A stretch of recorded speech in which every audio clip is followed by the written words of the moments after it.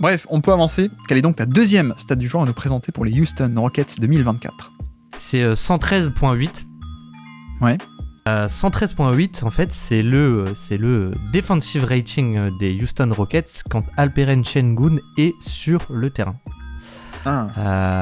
Et alors, j'avais hésité aussi, je le dis parce que avec un peu plus le scouting d'Alperen Sengun, mais peut-être qu'on en parlera après, je sais pas, mais je trouve que là où c'est vraiment intéressant, parce qu'il y a un petit lien avec ce qu'on a dit avant, quelque chose qu'on n'a pas dit, c'est finalement les offensive rating et defensive rating des Rockets cette saison.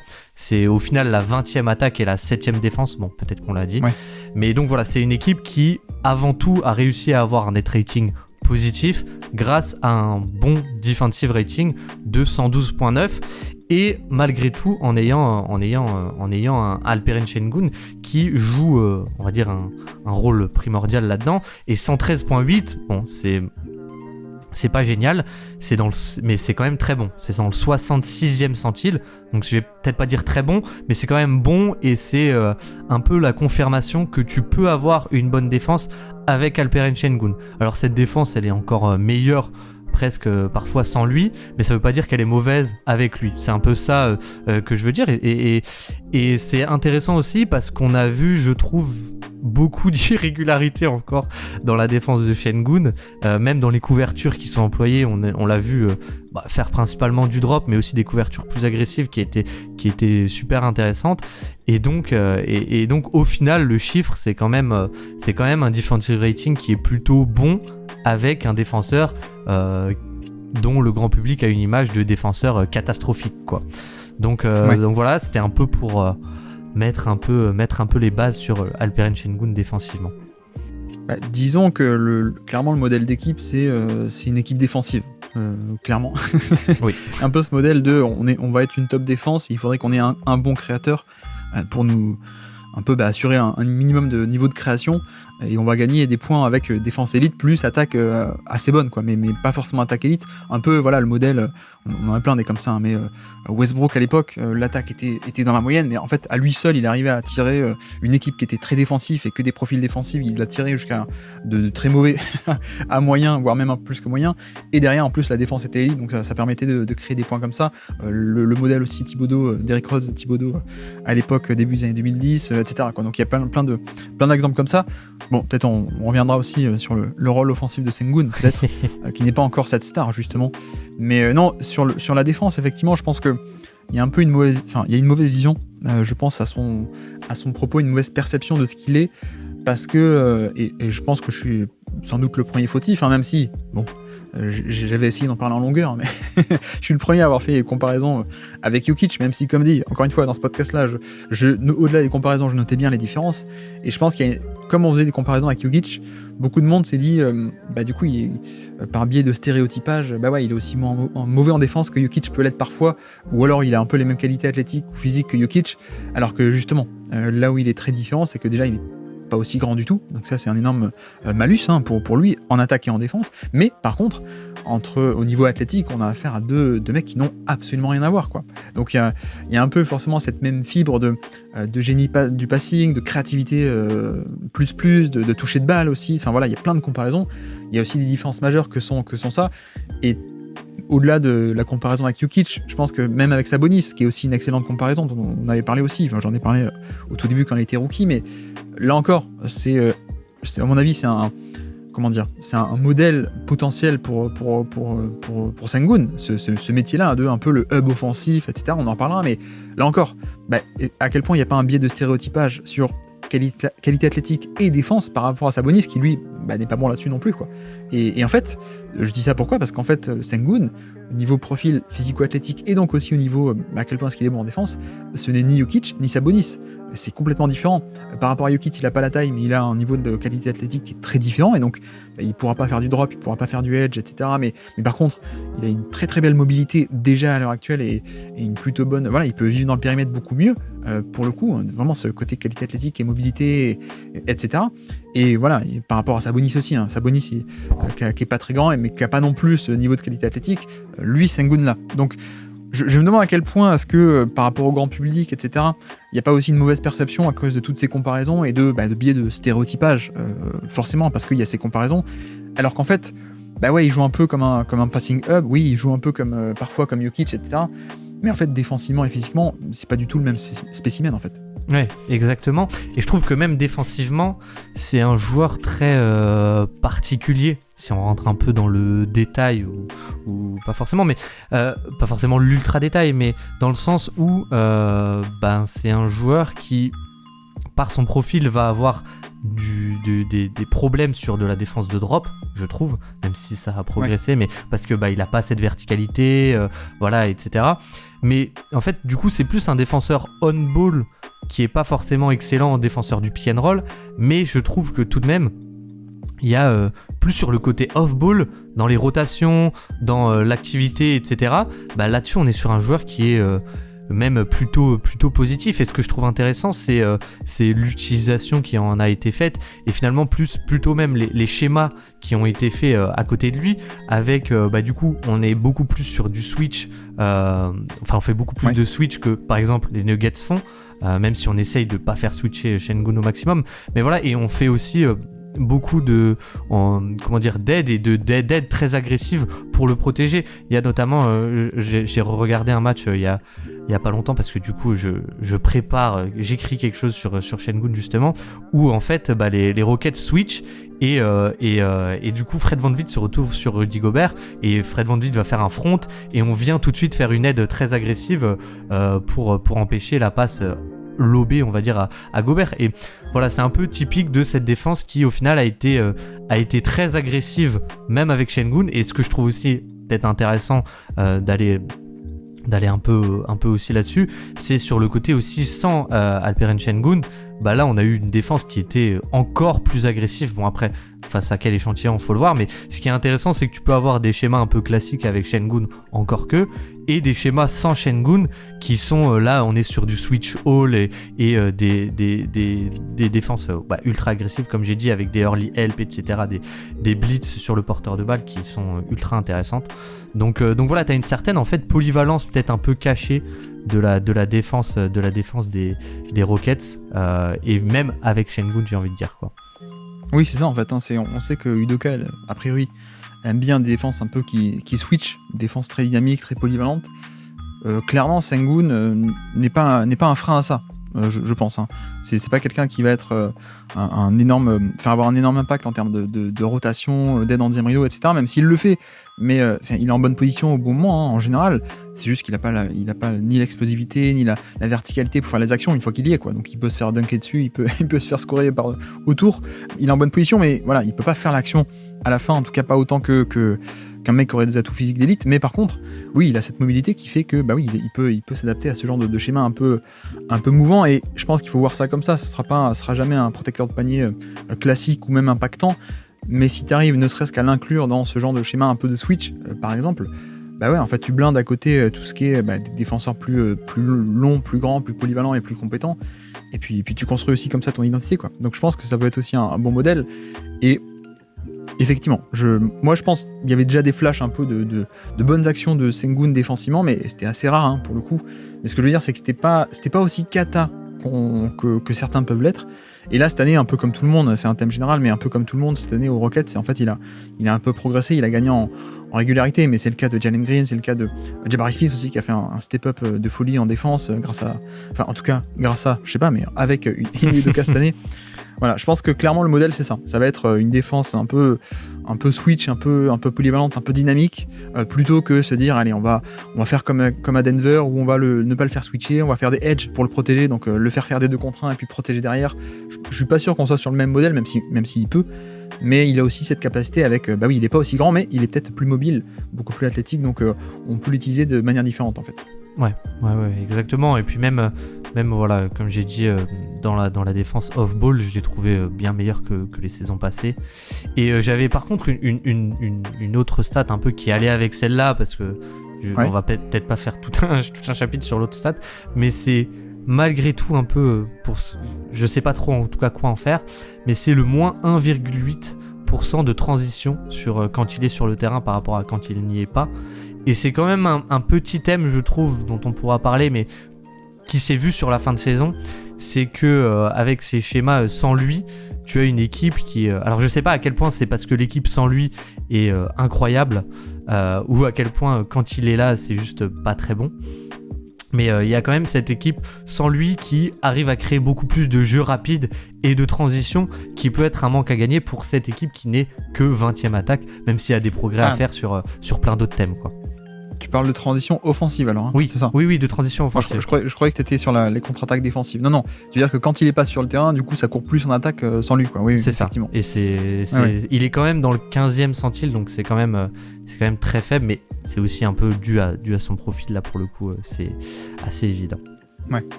Bref, je pense qu'on a affaire à un joueur viable défensivement, en tout cas potentiellement. On n'a pas du tout affaire à un trou d'air. Et en plus, on peut, comme ça je peux enchaîner sur la mienne de stats, mais plus il aura de responsabilités, et plus il va rayonner en attaque, plus tu vas accepter le compromis aussi. Hein.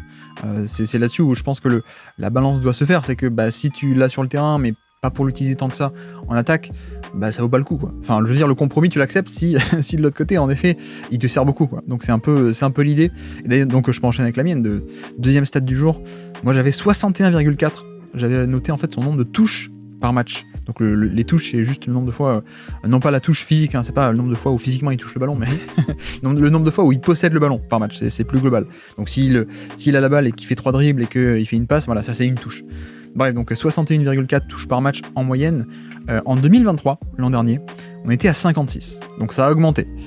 Mais bon, le jump n'est pas non plus spectaculaire, puisqu'il est passé dans le classement minimum 40 matchs par an, enfin minimum 40 matchs sur l'année. Il est passé de 76e plus gros total de NBA, 76, à 55. Oui, ça augmente, mais il est encore que le 55e plus gros total de touches par match en NBA en moyenne cette saison en 2024.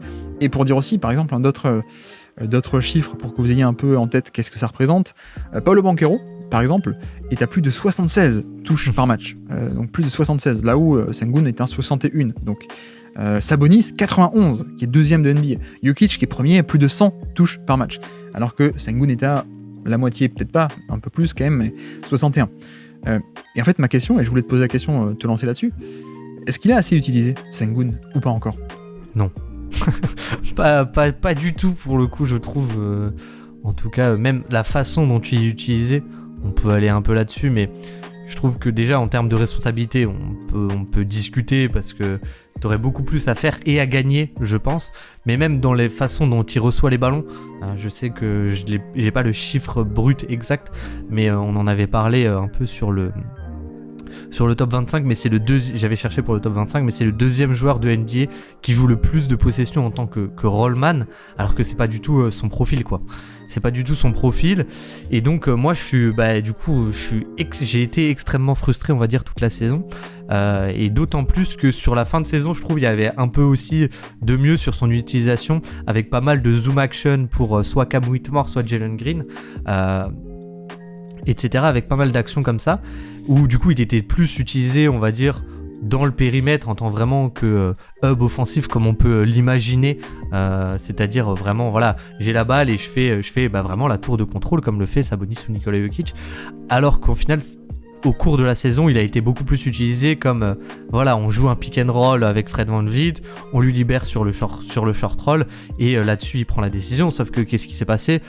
Je trouve aussi, en tout cas, c'est un ressenti en ayant même revu pas mal de matchs, c'est que les défenses se sont vachement adaptées, c'est-à-dire le défenseur intérieur faisait du deep drop face à lui, et autour on n'amenait pas d'aide.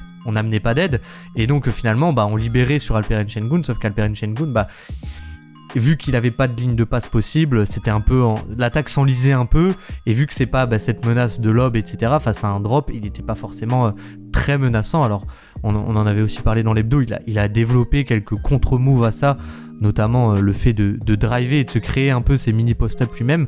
Mais voilà, donc je sais que ta question de base c'était pas du tout ça, enfin c'était pas vraiment ça, j'ai un peu divagué, mais je trouve que voilà, dans le volume de responsabilité et dans même au sein du volume, comment c'est fait, je trouve qu'il y a un énorme manque à gagner, en tout cas pour cette attaque de Houston. Je sais pas si tu partages cet avis. Oui, et puis je pense qu'il y a aussi un élément très simple, c'est que en effet c'est un des meilleurs passeurs de NBA, notamment en mouvement. Le fameux short roll, c'est ça, c'est la passe, l'extra passe en sortie du pick and roll faite par le gros qui doit tirer profit du 4 contre 3. Mais sauf que, en fait, si le mec n'a pas de partenaires, et notamment des arrières, des porteurs de balles, qui mobilisent des prises à 2, il n'a pas d'opportunité de short roll. Parce que l'avantage, le 4 contre 3, où il peut faire parler son passing, c'est quand il y a 2 sur le ballon, et que donc ça libère sur lui, et là, il a un avantage, et il peut faire la bonne lecture.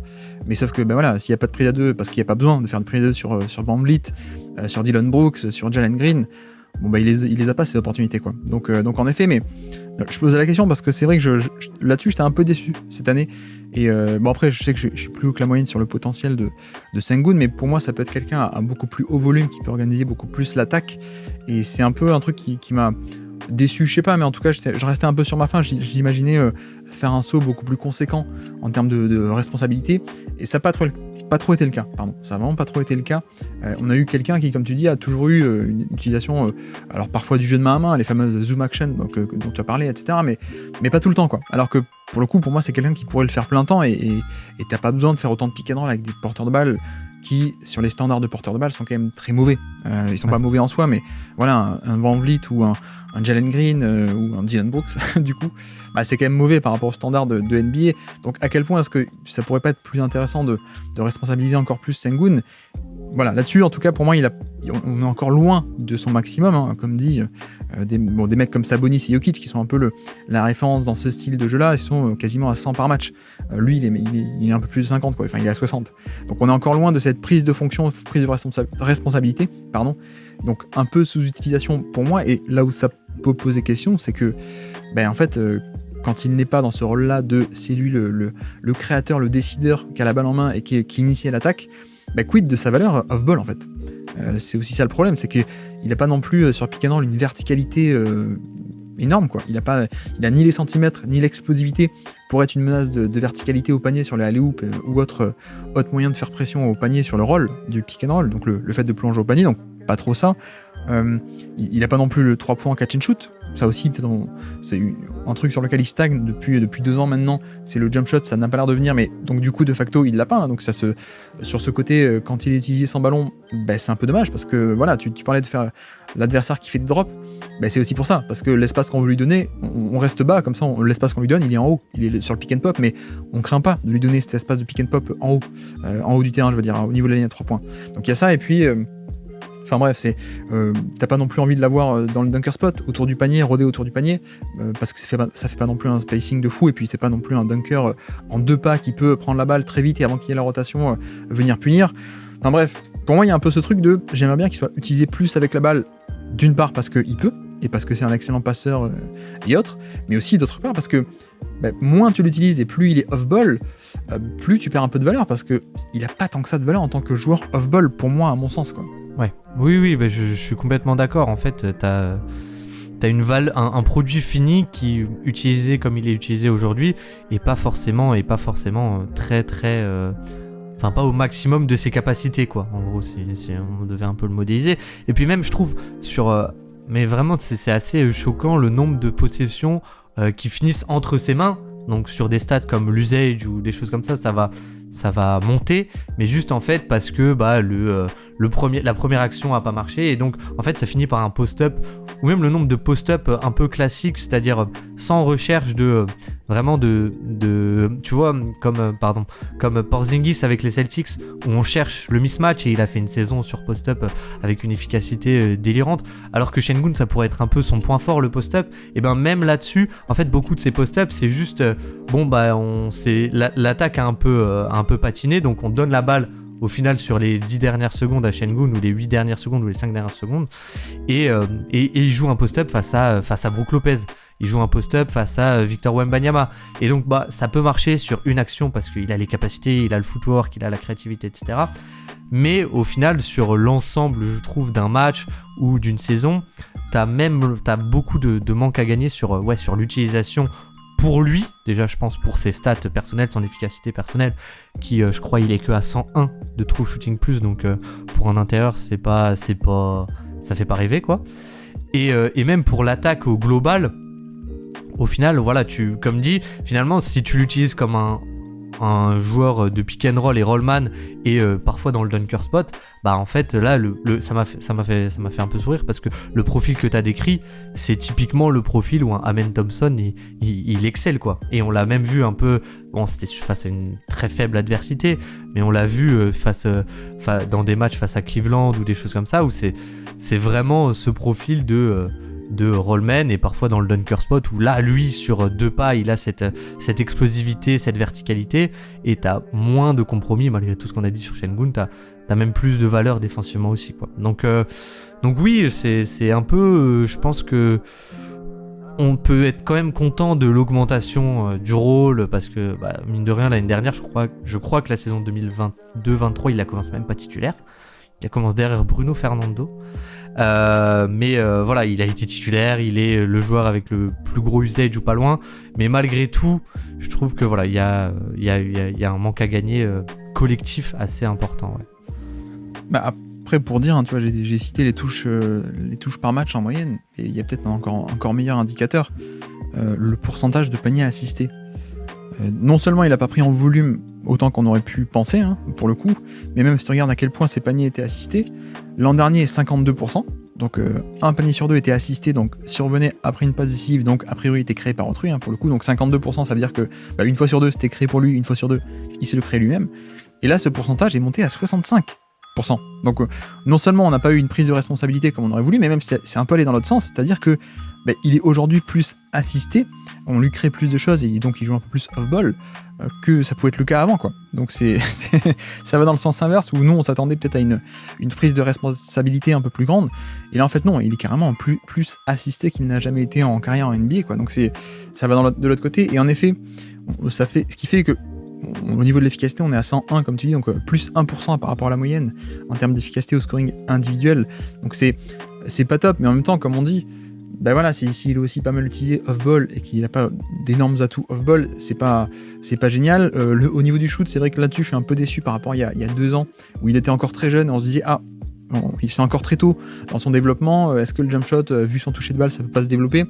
Pour l'instant, c'est vrai qu'on est à 30% d'efficacité sur même pas 2 par match, donc indicateur pas top, et en plus si on recoupe avec les lancers francs, à peine à 70 aussi, donc là encore indicateur très pertinent, qui ne dit pas non plus, qui a pas l'air hyper encourageant. Je pense que le problème avec lui de son jump shot, c'est pas le toucher, parce que le toucher il l'a, c'est qu'il a jamais construit une belle mécanique à mon sens, donc ça c'est un peu dommage, mais en tout cas le 3 points et le jump shot ne sont pas là encore. Et tu vois, je parlais de ça, le fait qu'il est beaucoup utilisé off-ball et que ça doit pas l'aider au niveau de l'efficacité, mais c'est vrai qu'il fait pas non plus une grande saison sur l'efficacité on-ball en tant que créateur non plus. C'est pas comme si c'était un diamant brut qui était sous-utilisé quoi, tu vois. Au niveau de l'isolation, il est à 0,82 points par possession, 0,82, c'est pas bon, 0,82 points par possession d'isolation, c'est pas top quoi. Au niveau du post-up, il est à 0,96 points par possession. C'est dans la moyenne à peu près, c'est moyen, mais c'est pas non plus génialissime quoi. Et je me demande à quel point tout ça c'est pas aussi rendu pire entre guillemets par le fait qu'il n'y a pas de jump shot en fait. Donc il a pas ce côté double menace un peu extérieur-intérieur qui peut un peu toujours surprendre et qui apporte un équilibre. En tout cas dans les faits, on a quelqu'un qui, il est encore très jeune, 22 ans, qu'au niveau d'efficacité moyen de NBA, j'avoue que il y a 1 an, 2 ans, j'imaginais peut-être que la courbe de progression serait plus grande, qui aurait un peu plus ce côté tranchant, ce côté parfois implacable au scoring qu'on n'a pas trop pour l'instant, où il est efficace mais pas surefficace, il est juste au niveau d'efficacité moyen, et en création c'est pas mal, mais c'est pas encore génialissime quoi, pardon. Donc voilà, je sais pas trop comment juger sa saison l'un dans l'autre, parce que mine de rien, il est quand même resté efficace sur un plus gros volume, il fait une bonne saison défensive, on l'a dit, le passing est toujours là évidemment, mais voilà, je m'attendais peut-être à mieux, mais c'est peut-être aussi moi qui avais de trop grandes attentes par rapport à Sengun, c'est pas impossible non plus quoi.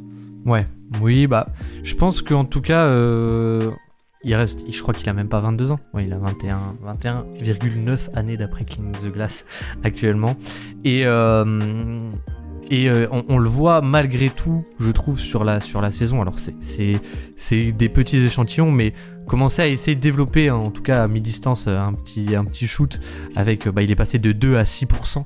C'est pas grand chose, mais ça représente pas beaucoup de tirs, mais quand même. Et il y a cette mécanique du one leg qui fait un peu, voilà. Je sais pas à quel point il a essayé de le développer et ça n'a pas marché, ou à quel point juste ça n'a pas été en tout cas un axe de progression qu'il a vraiment travaillé pour l'instant, et à quel point ça peut encore venir, parce que comme j'ai dit, il a même pas 22 ans. Donc voilà, après moi je sais pas en tout cas trop si c'est vraiment le bon enseignement à tirer, mais je reste convaincu. Alors sur le scoring, peut-être que c'est pas le scoreur ultra efficace et ultime qu'on aurait pu penser, mais en tout cas je reste persuadé que sur le côté création collective, il y a beaucoup mieux à faire avec un Alperen Sengun, quoi. Merci d'avoir écouté cet extrait. S'il vous a plu, l'émission complète est disponible en description et on se donne rendez-vous sur le feed principal du Basket Lab pour l'intégralité des podcasts. À bientôt.